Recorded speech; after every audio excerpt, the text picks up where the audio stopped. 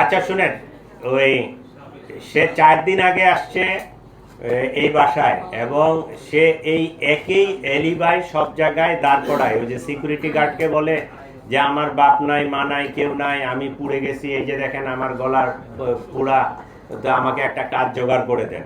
ওই বাসার সিকিউরিটি গার্ডগুলো এরাও একটু বোকামির মনে হয় পরিচয় দিছে যে একটা লোককে কাজের জন্য আমি দিব, তার নাম ঠিকানা কোনো কিছুই জানবো না, বিষয়টা এরকম হওয়া উচিত না।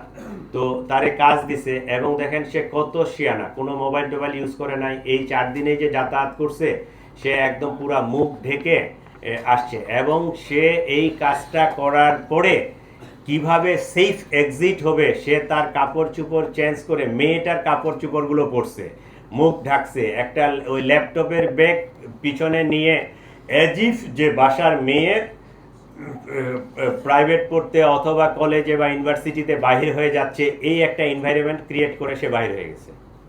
তার মধ্যে ক্লিয়ার ক্রিমিনাল ইন্টেনশন আছে।